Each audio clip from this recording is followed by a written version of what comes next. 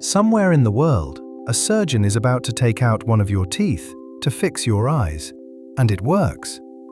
That's real. It's number 1 on this list. But before we get there, we're counting down 9 operations that sound completely made up and are being performed on real people right now.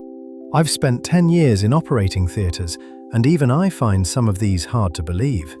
So let me show you what modern surgery is actually capable of. 9 surgeries that sound fake and are 100% real. Let's start. Number 9. A surgeon, alone at the bottom of the world, cuts open his own abdomen and removes his own appendix. It sounds like fiction. It happened in 1961. Leonid Rogozov was the only doctor on a Soviet research station in Antarctica, cut off by the winter, thousands of miles from help, when his own appendix became infected and was about to burst. There was no one to operate on him, so he operated on himself. Propped up on his side, using local anesthetic, a mirror, and 2 terrified assistants to hold instruments and a lamp, he reached into his own body, often working by feel, because the mirror reversed everything, found the appendix, and removed it. It took him under 2 hours. And it worked. He was back on duty in 2 weeks. 1 man, 1 appendix. No other surgeon on the continent. And if you think doing surgery on yourself is unbelievable, wait until you see what they can grow on a forehead. Number 8. When a man lost his nose, surgeons grew him a new one on his forehead. In China, in 2013, a man's nose was destroyed by infection. So his surgeons did something that looks, in the photographs, genuinely impossible. They built him a new nose out of his own rib cartilage, shaped it, and planted it under the skin of his forehead to grow, blood supply, skin and all, until it was ready. For months, he walked around with a nose growing above his eyebrows, and when it was mature, they lifted it, rotated it down on its own living blood vessels, and set it in place. This isn't a one-off freak show. Growing body parts in an easier location and moving them is a real, established technique. It's called a flap. Your forehead just happens to be a very good farm. Bodies, it turns out, can be rebuilt and rerouted in ways that sound like science fiction. Which brings us to number 7, putting a body part back. Number 7. An arm is completely severed from a body and surgeons reattach it, and it works again. The first time this was done successfully was 1962 in Boston on a 12-year-old boy whose arm had been torn off near the shoulder. The surgeon, Ronald Molt, and his team packed the arm in ice and then did the painstaking work of reconnecting it. Bone, then blood vessels, then nerves, then muscle and skin, in order.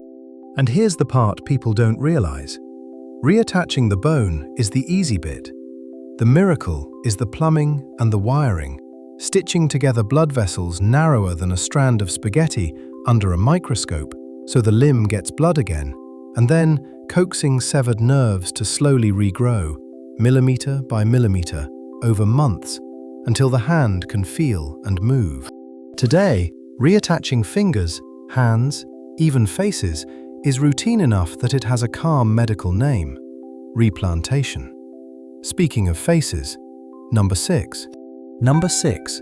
Surgeons operate on a baby while it's still inside its mother, and then put it back to keep growing. This is real, and it's one of the most extraordinary things medicine does. For certain conditions, like spina bifida, a gap in the spine, waiting until birth is too late. The damage is done in the womb. So surgeons don't wait. They open the mother, partly lift out or reach into the womb, operate on a baby that can be smaller than your hand, repair the spine, and then close everything back up, and let the pregnancy continue for weeks or months more. Think about what that asks of a surgeon. Your patient isn't born yet. They're the size of a pear. Everything has to stay sterile and warm and connected to the mother the entire time.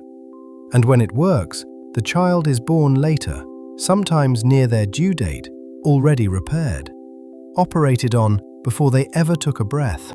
Medicine can now reach a patient before they even exist to the outside world. And it can also give someone a completely new one. Number 5. Number 5. Surgeons take the face of a person who has died and give it to someone living. The first partial face transplant was done in France in 2005 on a woman who had lost much of her face. The first full face transplant in Spain in 2010. And the idea is exactly as staggering as it sounds.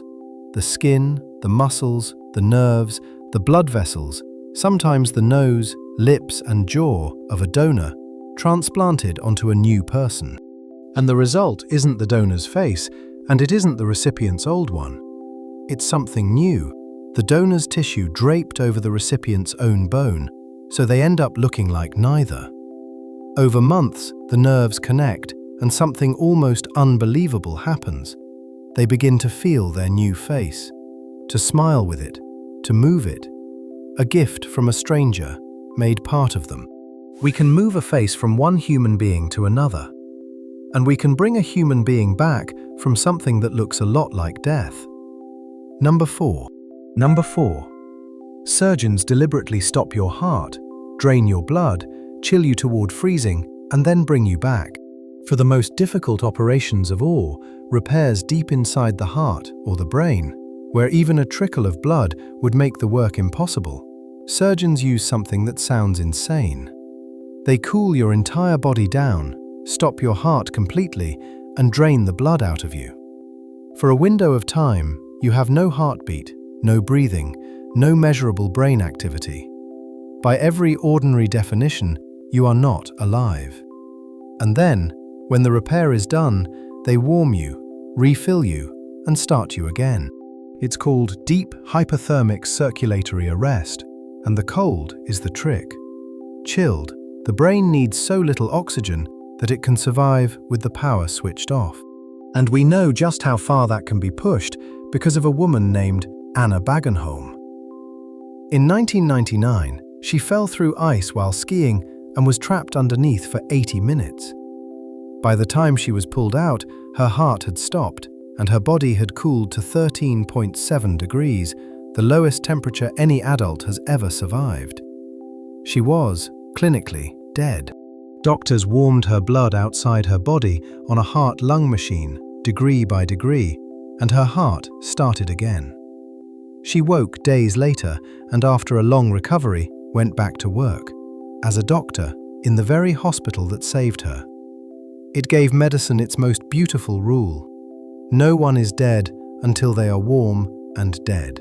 We can switch a human being off and back on, which makes number 3 sound almost reasonable. Almost. Number 3. Surgeons remove or disconnect half of a child's brain, and the child grows up to walk, talk, and thrive. For a small number of children, one half of the brain is causing seizures so relentless and so damaging that they are destroying that child's life and their development. When nothing else works, surgeons do the almost unthinkable. They take out or completely disconnect an entire half of the brain. It's called a hemispherectomy. And here is the part that rewrites what you think you know about your own head. Because it's done in childhood, the remaining half of the brain does something extraordinary. It rewires. It takes over. Functions that lived in the missing half migrate across and set up home in what's left. Children who have half a brain removed can walk, talk, read, go to school, and live full lives, often with the seizures simply gone. Half a brain, a whole life.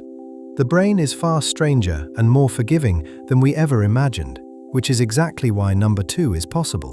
Number 2. A patient lies on the table, wide awake, playing the guitar while surgeons operate on their exposed brain. And it is not only real, it's the safest way to do it. When a tumor sits close to the parts of the brain that control speech or movement, there's no visible line between the tumor and the person. So the surgeon wakes you up, and while you talk, name pictures, move your hand, or play an instrument, they gently test tiny points on your brain. The moment your words stumble or the music falters, they know. Don't cut there. That's you. and you feel none of it. Because, unbelievably, the brain itself has no pain sensors. It can be touched and worked on while you chat with the team, completely comfortable. Musicians play through their own brain surgery so the surgeon can protect the exact thread of them that makes music. Awake, comfortable, making music, mid-brain surgery. And yet, the single most unbelievable operation on this list is the one that sounds the simplest. Number 1. To give a blind person their sight back, surgeons take out one of their teeth and put it in their eye. I promise you, this is real. It has a name, osteo-odonto-keratoprosthesis, and it has been quietly restoring sight for over 60 years. Around 4,500 people have had it. There's even a service for it here in the UK. It's for people whose corneas, the clear window at the front of the eye, are so damaged that a normal transplant will always be rejected. So surgeons reach for the most durable, most accepted material the body has: your own tooth. They remove a tooth, usually a canine, with a piece of the bone around it. They shape it, drill a channel through it, and fit a tiny plastic lens inside, a new, clear window held in a frame of living tooth your body won't reject. Then comes the part that sounds invented. They sew that tooth and lens into your cheek and leave it there for months, so it grows a fresh blood supply and becomes truly part of you again. Only then do they take it out of your cheek and set it into the front of your eye. And a person who has lived in darkness for years opens their eye and sees through their own tooth. There is, to me, no better proof of what this whole list is really about: that the strangest sounding medicine in the world usually exists for the kindest possible reason: to give something back. 9 operations that sound impossible, every single one real. A surgeon who operated on himself, a nose grown on a forehead, a baby repaired before birth, a face given by a stranger, a woman brought back from frozen, half a brain, a whole life, music played mid-surgery, and sight restored through a tooth. People sometimes ask me if surgery frightens me after 10 years of it. The honest answer is the opposite, because I've watched what the people in that room can do, and it is, genuinely, closer to wonder than to fear. If this amazed you even half as much as it still amazes me, there are more of these coming. Subscribe, and I'll show you what else is real.